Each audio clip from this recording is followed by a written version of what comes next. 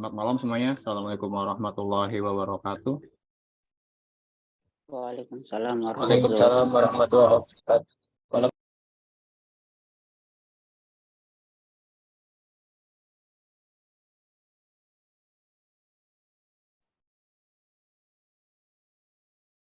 Absensi dulu.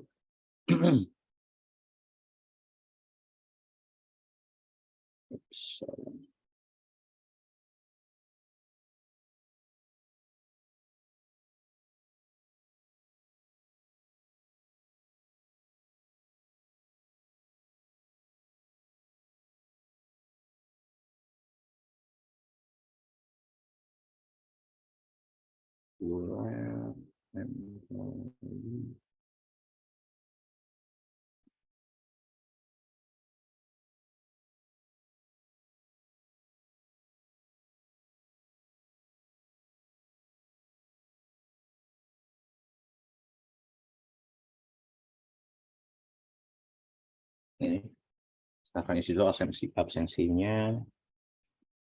Sebentar, materi saya coba mau cek ulang.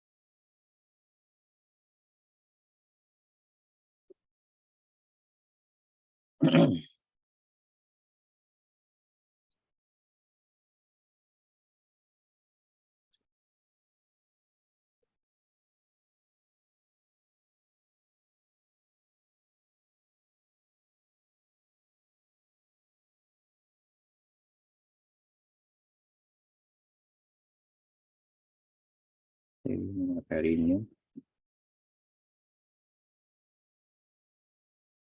Ini materi sebelum kita UTS ya. Jadi minggu depan kosong. Slot pengganti maksudnya.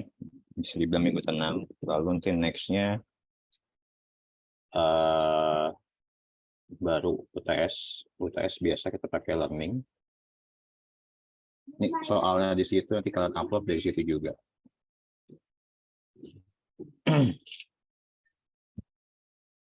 Sudah diisi semua absensinya?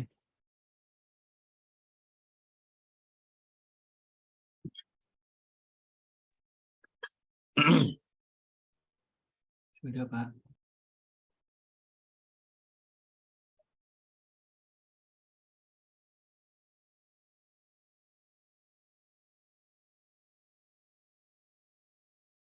Share screen.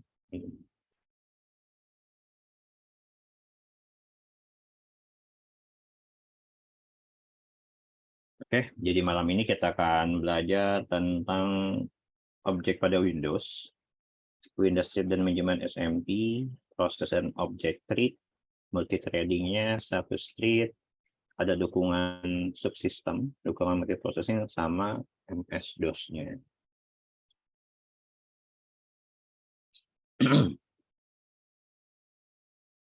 Di sini multithread-nya.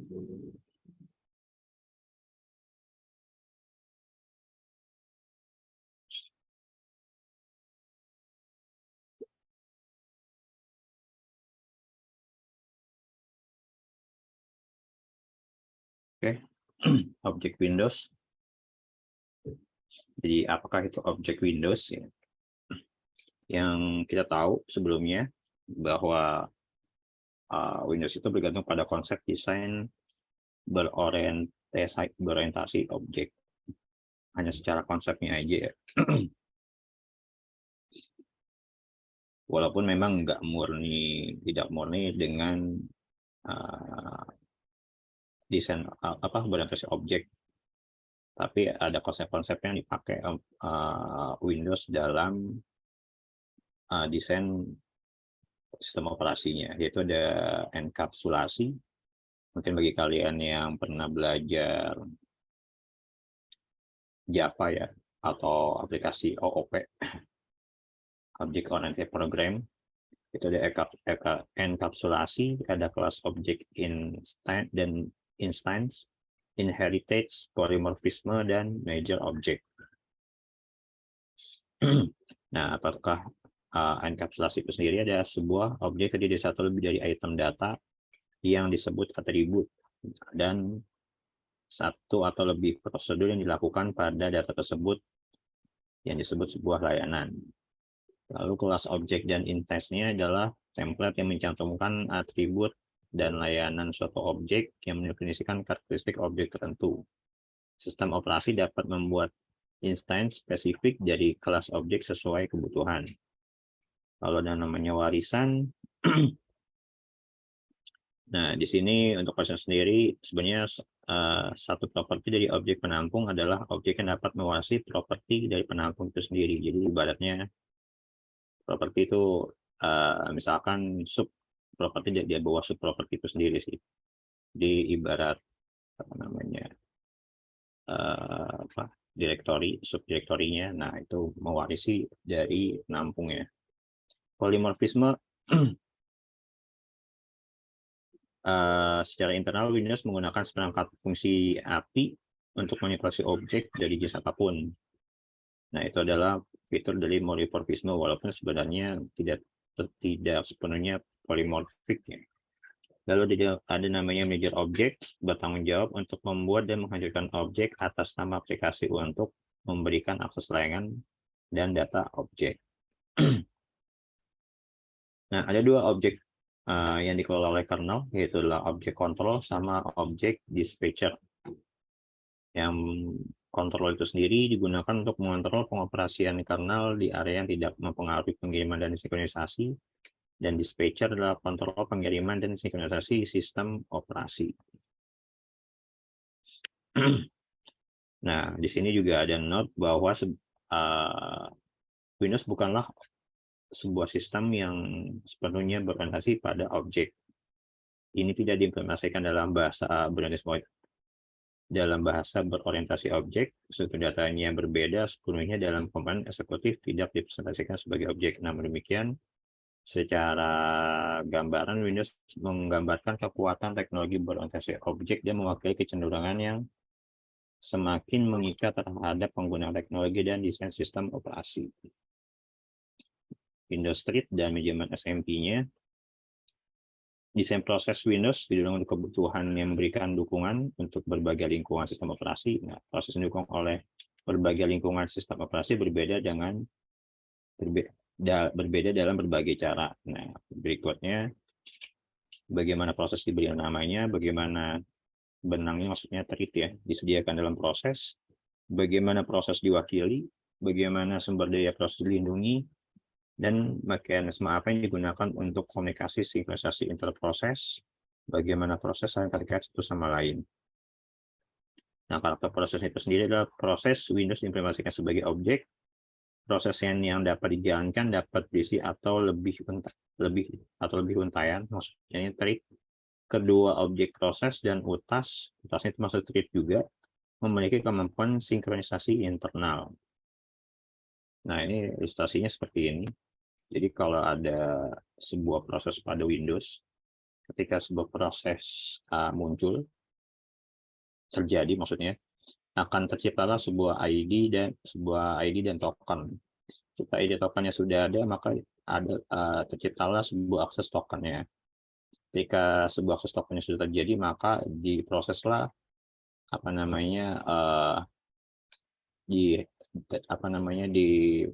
dirunlah proses-prosesnya, dan proses ini akan berjalan sesuai dengan fungsinya, maksudnya ada beberapa. Nah, di sini Windows menggunakan token untuk memvalidasi kemampuan pengguna untuk mengakses objek yang aman atau melakukan fungsi yang dibatasi pada sistem dan objek yang diamankan. Jadi beberapa fungsi dibatasi sesuai dengan lingkungannya atau subsistemnya. Proses dan objek treat. Nah, apa itu proses ya pada Windows? Proses adalah entitas terkait dengan pekerjaan atau aplikasi pengguna memiliki sumber daya seperti memori dan membuka file. Jadi sebuah aktivitas yang memiliki sumber daya seperti memori dan membuka file. Lebih simpelnya seperti itu. Dan treat adalah unit kerja yang dapat dilepas dan dijalankan secara beruntun dan dapat disela. Jadi bisa dibilang treat ini adalah kesatuan ya, salah satu item yang ada pada sebuah proses. Jadi unit kerja yang dapat dilepas. Jadi dia treat itu dapat menempel pada proses ataupun dapat dilepas dan dijalankan secara berurutan ataupun dapat dijalankan berurutan dan dapat disela. Disela itu maksudnya diinterrupt ya, sehingga proses dapat berbalik ke treat lain. Sebuah proses ditentukan dengan sejumlah atribut yang merangkum sejumlah tindakan atau layanan yang mungkin dilakukan. Suatu proses akan melakukan layanan setelah menerima pesan yang sesuai. Dan ketika Windows membuat proses baru, ia menggunakan kelas objek atau jenis yang didefinisikan untuk proses Windows sebagai template untuk menghasilkan objek contoh baru. Pada saat penciptaan, nilai atribut ditetapkan. Nah, di sini proses Windows harus mengandung setidaknya satu thread untuk dieksekusi. Makanya setiap ada proses pasti ada thread yang dieksekusi. Thread dapat membuat atau meng-create thread lainnya dalam sistem multiprosesor. Beberapa thread dari proses yang berjalan secara paralel. Di beberapa atribut ada sebuah thread mirip dengan atribut proses. Dalam proses tersebut, nilai atribut thread diturunkan dari nilai atribut proses. Jadi, ya tadi saya bilang simpelnya adalah ketika ada sebuah proses, pasti akan ada sebuah thread di dalamnya. Nah, yang thread inilah yang mengeksekusi internal proses tersebut ya. Jadi, mungkin satu proses bisa menghasilkan banyak thread. Misalkan contohnya simpelnya adalah proses dalam client server ya. Dalam si server menampilkan informasi yang mana banyak ketika menampilkan informasi ini kan diminta sama kliennya banyak. Nah, ketika kliennya banyak ini otomatis proses satu tapi thread-nya banyak karena mempunyai banyak klien. Jadi klien A thread-nya selesai dengan proses yang sama, klien B dengan proses sama, tapi dengan thread-nya yang klien A dengan thread klien B tapi satu proses. Jadi seperti itu. Lalu multithreading. Nah, multithreading itu apa? Jadi di sini jelaskan Windows mendukung konkatenasi antar proses karena untaian dalam proses yang berbeda dapat dijalankan secara bersamaan. Maksudnya konkatenasi ini adalah konkatenasi antar proses, maksudnya bergantian sesuai dengan batas limitasi pada hardware masing-masing ya. Kan biasanya OS kan dibuat sesuai kemampuan prosesornya gitu kan, walaupun memang ada beberapa OS tidak dapat memaksimalkan hardware-nya, tapi maksud di sini adalah Windows mendukung konkatenasi antar proses adalah Windows itu mendukung jika prosesornya memang memungkinkan pasti bisa gitu kan. Maksudnya konkatenasi ini adalah limitasi di mana dilakukan secara bergantian. Misalkan contoh Windows ini Windows ini dengan prosesor ini, dengan hardware ini dapat melakukan proses itu misalkan 50. Dengan prosesor i3 50, i5 misalkan lebih 60-70. Nah, ketika ada maksudnya 50, ketika dia ada proses 51, biasanya dia akan ngelihat nih proses yang lain ini bisa digeser nggak gitu, diganti nggak dengan skala high priority-nya, jadi seperti itu. Nah, di sini dijelaskan juga proses multithread mencapai konkurrensi tanpa overhead menggunakan banyak proses. Jadi si thread yang saya bilang berarti multithread atau thread itu ada di dalam sebuah proses. Thread dalam proses yang sama dapat bertukar informasi melalui ruang alamat pada thread tersebut dan memiliki akses ke sumber daya bersama dari proses. Dan thread dalam proses thread yang berbeda dapat bertukar informasi melalui memori yang sama yang telah disiapkan di antara kedua proses tersebut. Nah, di sini disebutkan bahwa proses multithread yang berorientasi objek adalah cara yang efisien untuk mengoperasi aplikasi server. Misalnya satu server dapat melayani sejumlah klien. Setiap klien memicu pembuatan thread baru dalam server. Sesuai yang tadi saya jelaskan sebelumnya. Status thread. Nah, pada thread itu ada beberapa status, yaitu ada ready, standby, running, waiting, transition, dan terminate. Untuk ready sendiri, bisa dibilang ready itu menyiapkan, dijadwalkan supaya dieksekusi. Jadi ready itu adalah penjadwalan ya, ibaratnya kita minta jadwal ya. minta jadwal kapan akan dieksekusi. Ketika dari ready masuk standby. Standby ini adalah siaga. Siaga telah dipilih untuk dijalankan selanjutnya pada proses tertentu.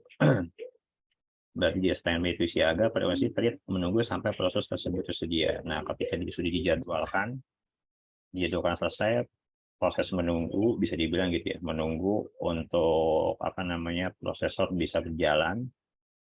Nah, running, masuk ke running, berarti prosesnya berjalan. Secara mikrokernel menampilkan sebuah thread atau proses switch. Nah, di sini karena proses yang lainnya sudah selesai, masuklah dari standby ke running. Baru dilakukan eksekusi hingga selesai atau waktu habis.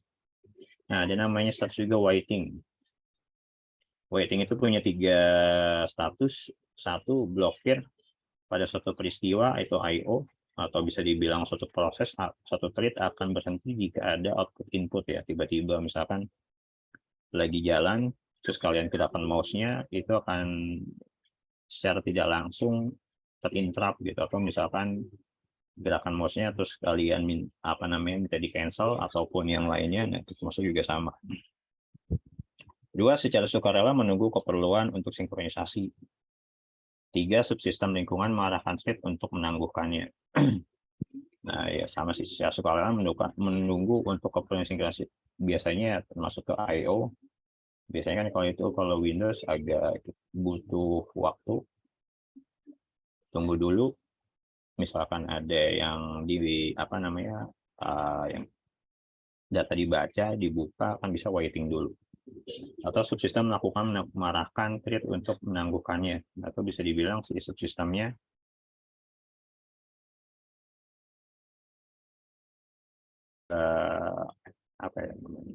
not respond ya, bisa dibilang seperti itu ya. Berarti ya itu dia bisa dibilang ditangguhkan. Nah, maka ada juga transition, sebuah thread masuk pada ini setelah menunggu jika sudah siap dijalankan tapi sumber daya tidak tersedia. Sebagai contoh, tumpukan thread dapat keluar dari memori ketika sumber daya tersedia, thread masuk ke status siap. Terminate, sebuah thread dapat diakhiri dengan sendirinya oleh thread lain ketika proses induknya berakhir. Maksudnya end lah, selesai. Secara ini seperti ini. Arsitektur gambarnya ya, siklusnya ya. Jadi ready, penjadwalan udah dijadwalkan di standby, selesai itu menunggu sumber dayanya ada. Misalnya sumber daya itu maksudnya ada RAM, ada memori, Nah, ketika RAM memori tersedia karena proses yang apa namanya sudah berjalan, sudah selesai semua, dia running.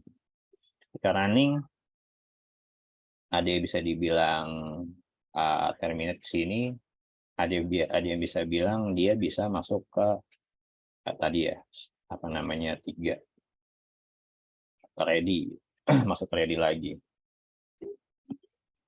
Di sini ada namanya, tadi ada waiting itu ada 3,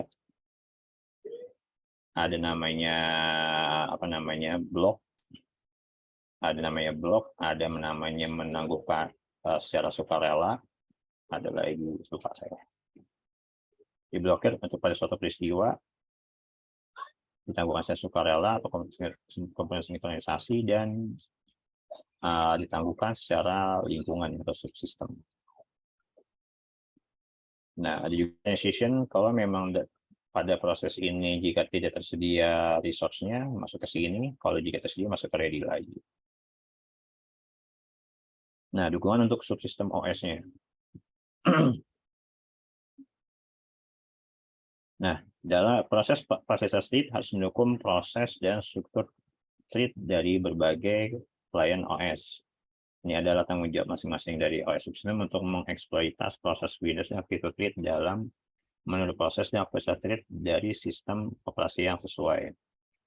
Nah, proses aplikasi klien mengeluarkan permintaan sebuah proses ke subsistem OS, kemudian proses dalam subsistem pada gilirannya mengeluarkan permintaan proses ke eksekutif Windows. Karena efek yang diinginkan adalah proses baru mewarisi proses klien dan bukan dari proses server. Windows memungkinkan subsistem untuk menentukan induk dari proses baru. Nah, proses baru ini kemudian mewarisi token akses parent atau orang tua, batas kuota, prioritas data, dan afinitas proses default. Nah, seperti yang tadi ini ya, ilustrasi proses itu terjadi, ada tokennya, ada ID-nya. Ketika sebuah proses terjadi, muncul ID dan token, lalu aksesnya. Ketika akses baru proses itu bisa terjadi. Dan kalau seandainya ada beberapa apa namanya, ini kan contoh ini, karena efek yang diinginkan adalah proses baru, bahwa proses baru merealisasi proses klien dan bukan di proses server. Windows memungkinkan subsistem untuk menentukan induk proses baru. Nah, karena ada efek seperti ini, maka Windows dapat memungkinkan untuk menentukan induk dari proses baru. Nah, karena proses yang sebelumnya itu terjadi, yang baru ini dibutuhkan sebuah proses atau ID token baru. Nah, makanya si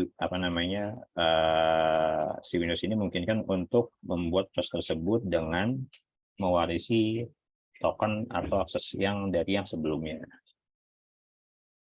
Seperti itu. Next-nya, dukungan multiprocessing simetrik. Di sini disebutkan Windows mendukung konfigurasi perangkat keras SMP thread dari proses apapun, termasuk proses eksekutif, dapat berjalan pada proses apapun. Dalam ketiadaan afinitas, nilai koordinat komunikasi thread siap ke prosesor berikutnya yang tersedia. Ini memastikan bahwa tidak ada prosesor yang diam atau mengeksekusi thread dengan prioritas lebih rendah ketika thread prosesor lebih tinggi sudah siap. Beberapa thread dari proses yang dapat dieksekusi secara bersamaan pada beberapa prosesor. Nah, maksudnya di sini ya Windows itu mendukung dengan multiprocessing yang simetrik, yang mana bahwa simetrik itu apa ya? Ada namanya skala prioritas antara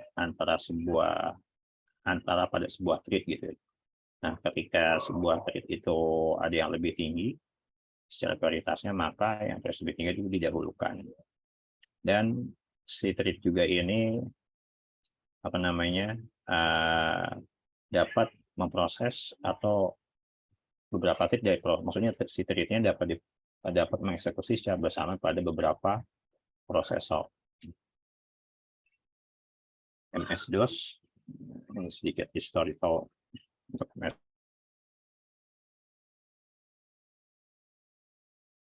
dibahas di ini ya, di sebelumnya sejarah. Di sini gimana MS-DOS terjadi adalah ketika ada sebuah IBM melakukan diskusi pada perusahaan kecil, pada itu namanya Microsoft masih kecil. Jadi Microsoft ingin membuat sebuah OS untuk apa namanya perangkatnya si IBM. Nah, makanya di situ ada Bill Gates dan Paul Allen menulis Microsoft dengan Microsoft Basic dalam bentuk tab atau disk yang dilubangi dengan apa namanya dengan sebelumnya untuk penggemar PC awal. Nah, Microsoft tidak memiliki sistem operasi 8086 untuk dijual.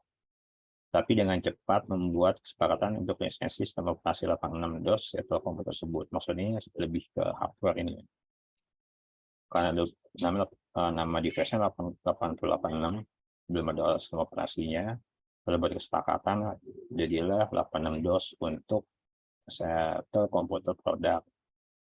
Nah, disebut batasan DOS 1.0 dengan jumlah baris, yaitu dia 4000 baris bahasa assembly.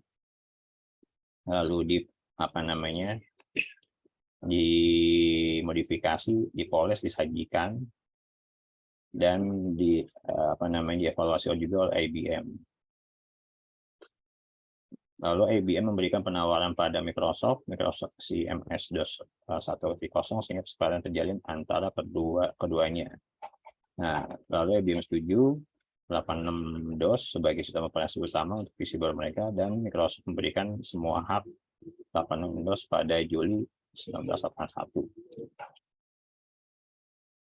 Nah, fungsi DOS itu sendiri diantaranya adalah mengorganisasi atau mengalihkan kegiatan komputer, mengatur memori, mengatur proses masuk keluar data, manajemen file, dan manajemen directory. Di dalamnya itu ada internal command dan external command pada MS-DOS. Kalau internal command adalah perintah yang tidak membutuhkan file khusus, sedangkan external command adalah perintah yang memiliki file sendiri yang tidak ditampung oleh file command. Nah, penamaan pada DOS itu sendiri biasanya ada dua jenis, yaitu adalah ada nama dan extensionnya.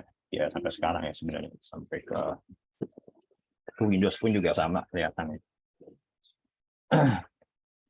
Jadi kalau ini ada namanya, seandainya nama file itu belajar.txt, berarti nama belajar ini adalah namanya, dan txt adalah ekstensinya. Maksimum 8 karakter alfabet, 0 sampai 9, dan daftar khusus.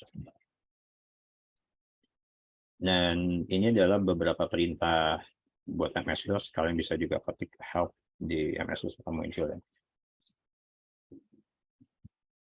Sekian. Ada yang mau ditanya untuk materi malam hari ini? Untuk multi-threading-nya, satu street.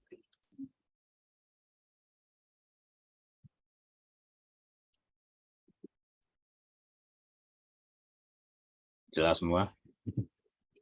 Apa sudah ada yang... Izin tanya, Pak? Iya, boleh. Tadi Mas bingung, Pak, bedanya antara proses dengan thread itu, Pak. Bisa mungkin dicontohkan? Contohnya, oke. Jadi proses sama thread itu adalah ketika sebuah proses terjadi, maka ada thread di dalam proses. Contohnya paling simpel adalah ketika kayak misalkan kamu mengcopy file dari flash disk ke internal laptop gitu kan. Nah, proses itu kan adalah didefinisikan sebagai kegiatan yang memerlukan sumber daya gitu kan, memerlukan sumber daya memori dan memori dan storage dan aplikasi. Nah, ketika kita melakukan kayak contohnya di perpindahan antara file antara directory, Nah, otomatis terjadilah sebuah proses perpindahan dari direktori A ke direktori B. Nah, ketika proses itu terjadi, muncullah ada namanya akses token kan tadi kan dibilang resource proses itu kan otomatis ada namanya ID, ID dan token. Lalu ada akses tokennya. Ketika ID terbuat, apa namanya tokennya ada, lalu terbentuklah aksesnya, lalu diproseslah si ininya, si apa namanya si terjadilah prosesnya di running gitu kan. Nah, ketika di running prosesnya muncullah thread-nya gitu kan. Nah, thread-nya itu adalah bisa dibilang sebagai executor pada sebuah proses seperti itu. Makanya handle 1, handle 2, handle 3. Nah, jadi seperti itu. Jadi thread itu apa? Thread adalah sebuah bisa dibilang apa ya? Makanya tadi kan di bahasanya itu kalau di buku itu ada utas, ada benang, ada untaian. Bisa jadi tapi itu sama-sama istilahnya thread yang mana apa namanya yang menyelesaikan itu adalah si thread-nya itu yang menyelesaikan prosesnya gitu loh. Seperti itu. Jelas nggak? Iya, Pak. Jadi seperti Iya, thread, betul. proses Pak ya. Proses benar, subprosesnya. Jadi ketika ada sebuah proses, ada namanya thread di dalamnya. Kayak contohnya kan aplikasi yang di aplikasi client server. Misalkan ada sebuah server, ada sebuah server apa nih, misalkan contoh. Kalau sebanyak saya suka nonton anime ya sampai sekarang, kebiasaan saya dulu sampai sekarang suka nonton anime. Misalkan contoh ada komputer A, komputer B mengakses sebuah layanan video, proses playing video.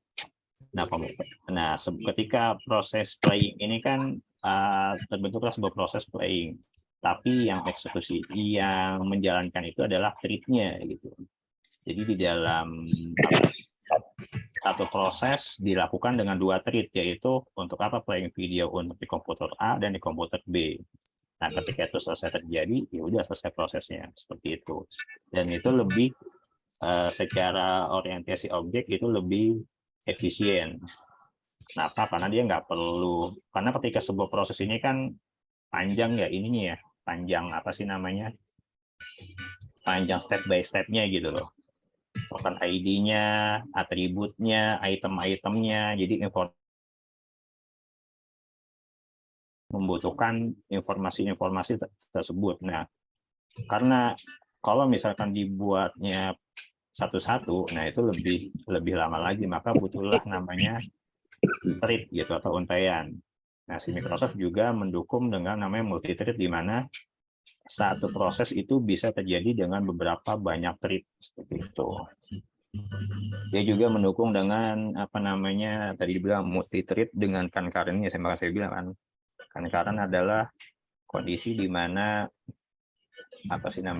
berganti memakai secara bergantian sesuai batas limitasinya. Ya contohnya kalau kita lihat kan secara ini ya, secara level prosesor kan ada namanya Intel Celeron lah, ada namanya Core i3, ada namanya i5, i7 segala dan seterusnya gitu kan. Itu kan pasti ada batas limitasi dari concurrent pada sebuah proses dan thread-nya. Jadi kalau seandainya misalkan untuk Celeron cuman hanya misalkan maksimal 10 proses dengan multi thread-nya di dalamnya. Nah, misalnya ada proses ke-11, nah yang itu akan digeser.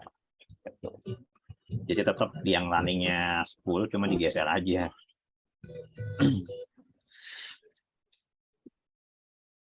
Ada lagi yang lainnya?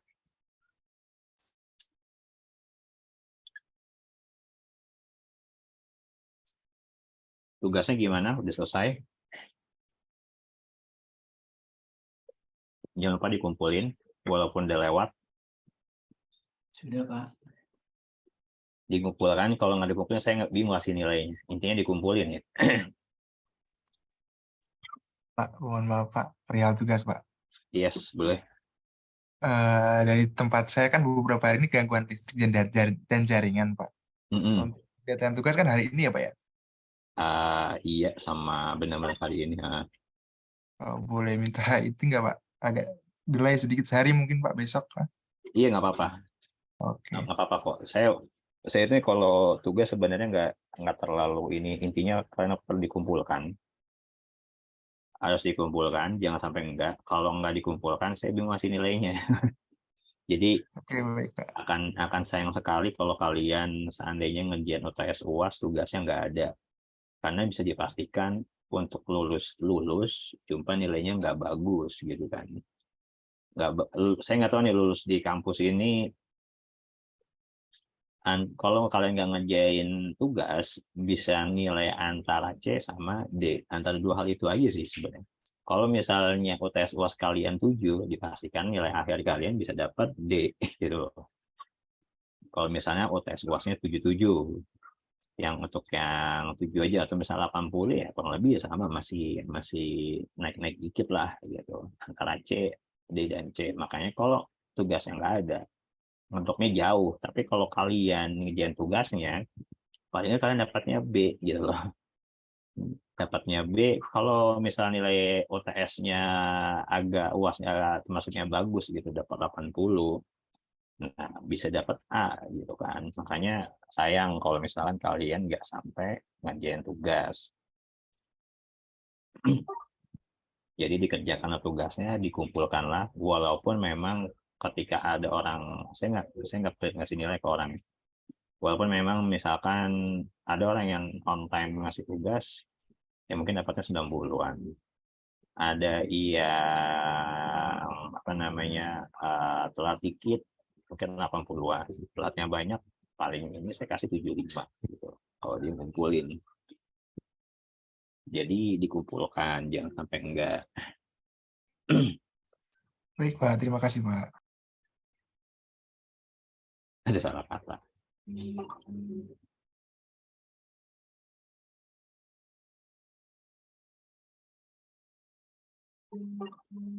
Boleh nggak Pak, ada yang nanya ke saya nih, boleh nggak untuk apa namanya videonya taruh di Google Drive aja, kalau di YouTube takut editannya belum matang, takut ada yang salah. Sebenarnya sih yang saya ini apa namanya, nggak apa-apa walaupun salah ataupun enggak gitu kan, di YouTube itu kan nggak jadi masalah sebenarnya. Maksudnya kita kan sharing ilmu gitu ya, nggak ada komersilnya, sama bukan komersil ya, nggak ada sangkut pautnya dengan yang lain-lainnya gitu kan. Salah ya is okay, nggak jadi masalah, atau seandainya kurang bagus sekalipun kalian bisa perbaiki nanti gitu kan. Jadi so far sih nggak ada masalah sebenarnya, nggak ada, maksudnya nggak jadi masalah kalau misalkan kalian saya tidak edit sama sekali Pak, nggak jadi masalah juga sebenarnya. Nggak jadi masalah mau diedit ataupun enggak, kan mungkin ada beberapa orang untuk yang apa namanya teknik cara ngeditnya kan beda-bedanya gimana. Ada yang rekam dulu videonya sampai selesai, baru diedit dengan tambahan suaranya. Ada yang langsung apa namanya langsung apa ketika direkam suaranya juga ada seperti itu. Ada juga mungkin cuma direkam doang, nggak di ini apa namanya cuman direkam doang tapi nggak ada suaranya, ya ada juga, beda lagi nilainya ya. Jadi seperti itu. Tapi yang penting dikumpulin, nggak jadi masalah kok untuk yang ini. Cuman saya tetap minta taruh di YouTube. Kenapa? Kalau taruh di Google Drive saya harus download dulu gitu kan, videonya biasanya agak gede kan, jadi download dulu baru saya bisa akses.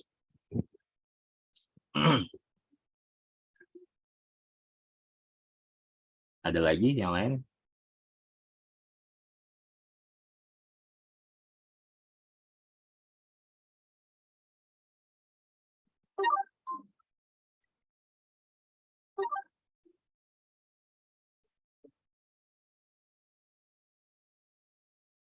Kalau tidak ada,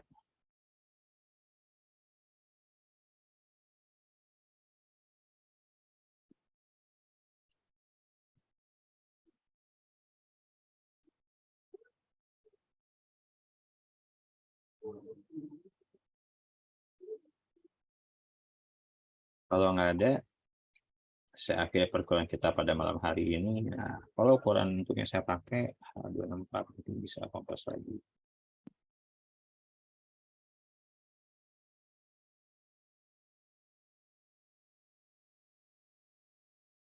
64 atau 265.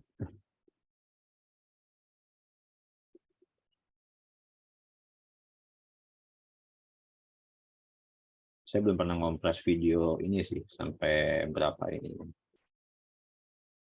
Tapi oke kok, nggak jadi masalah.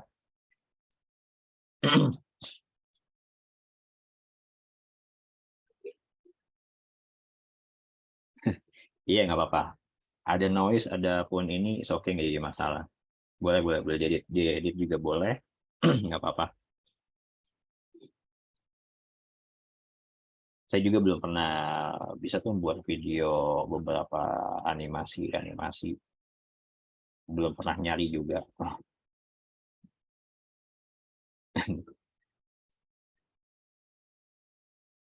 Iya, nggak apa-apa, pakai suara maker is oke. Suara siang ada yang bilang ada suara kambingnya, malah kok suara kodok, nggak jadi masalah, wajar kok. Iya, hal yang wajar lah kalau kalian buat tugas malamnya itu ada macam-macam suaranya, apalagi kalau ada di daerah. Tapi yang penting isinya aja sebenarnya.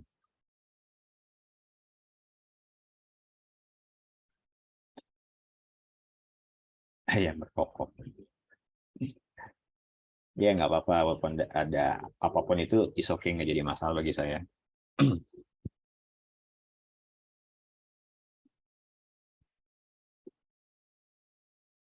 Untuk soal kurang lebih esai.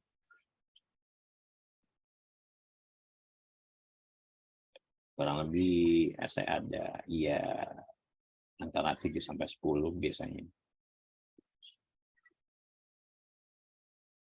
Bukan jam 12 malam sih, 23. Soalnya di situ nggak ada jam 12 malam, adanya 23.55 kalau nggak salah seingat saya. Walaupun deadline-nya udah lewat, tetap kalian bisa upload, cuma memang ada notifikasinya sih. Notifikasi ininya apa namanya, notifikasi dia late kapan. Kan kalau saya aktifkan cut off-nya kan otomatis kan nggak bisa upload lagi, tapi kalau itu tetap bisa upload, akan muncul notifikasinya.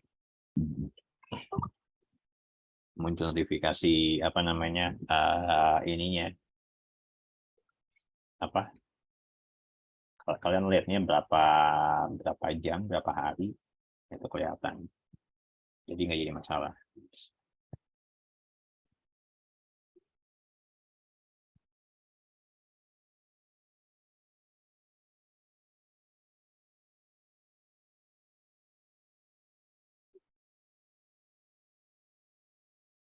Oke, kalau gitu ada lagi?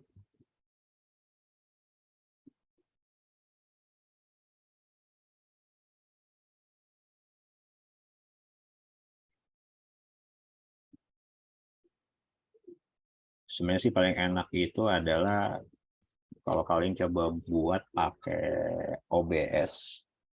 Seingat saya tuh di YouTube itu ada orang bagaimana cara setting OBS gitu. Nah, jadi kalau pakai OBS itu ada cara ngurangin noise itu adalah di delay inputnya, di delay input suara kita tuh di delay. Jadi memang noise-nya berkurangnya lumayan waktu saya pernah coba. Makanya OBS di laptop saya juga masih yang settingan lama. Jadi itu settingan pakai settingan audio gitu. Kalau kita yang tadinya biasanya ada suara-suara, kalau saya lagi ngomong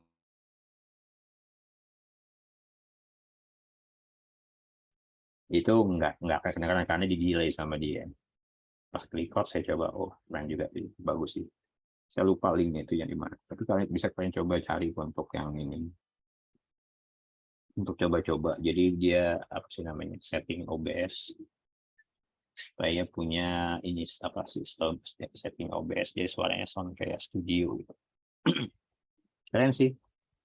Laptop biasa jadi kayak cuman memang bedanya dia kalau kita ngomong cepet-cepet nggak bisa nangkap. Jadi kita ngomongnya nggak bisa langsung gitu. Dia megang pakai loom.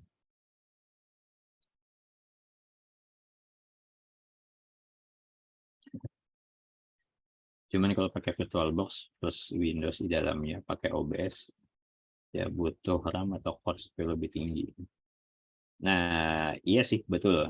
Paling enggak at least memang kalau ketika kalian pakai VirtualBox sebenarnya pakai satu core cukup sih untuk VirtualBox-nya.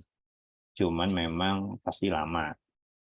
Dan ketika kalian lagi lama sebenarnya kalian bisa langsung jadi ketika kalian record ya record dulu udah sampai tahap tertentu mungkin bisa mic-nya dimatikan dulu pakai OBS-nya lalu didiamkan dulu sampai selesai. Ketika sampai selesai baru kalian bisa edit di situ karena kan ada proses di mana loading atau instalasinya kan lama tuh, itu bisa kalian cut juga nggak jadi masalah. Di situ kalian bisa tambahkan mungkin notification, ada tambahan dipotong karena proses ini sampai akhir. Ketika udah selesai baru dilanjutkan potongan.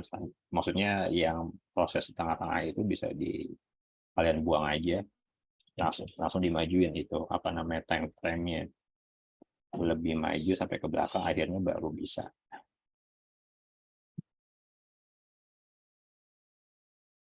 Kadang saya cuma pakai itu aja sih. Kayak bikin video tutorial itu biasanya pakai apa namanya Movie Maker aja. Yang simple sih itu pakai Movie Maker.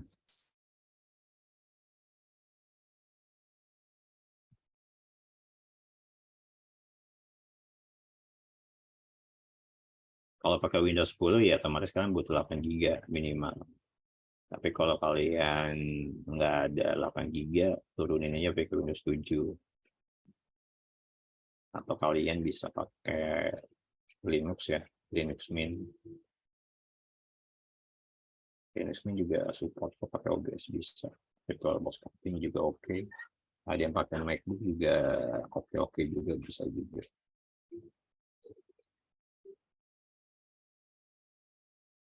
Nah, itu juga bisa seperti itu. Pos rekam kalau lama, ketika hampir selesai. Nah, itu lebih enak lagi. Itu kelebihan bagi yang mereka di kantornya ada pakai VM ya. Atau iya pakai ini ya, pakai apa namanya Google ya. Pakai cloud. Saya belum pernah coba sih.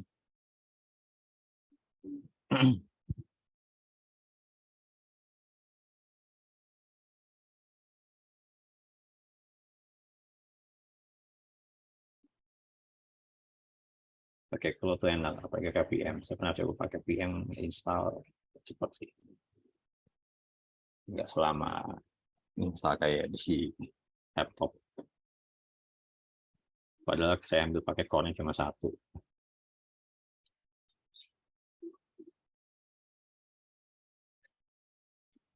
Oke, kalau gitu, kalau nggak ada yang mau ditanya lagi, sampai jumpa 2 minggu lagi setelah minggu tenang, UTS, berarti minggu ketiganya kita lanjut materi selanjutnya. Sehat-sehat semuanya, selamat malam, selamat beristirahat. Wassalamualaikum warahmatullahi wabarakatuh. Waalaikumsalam warahmatullahi wabarakatuh. Malam, Mbak. Makasih, Mbak. Malam.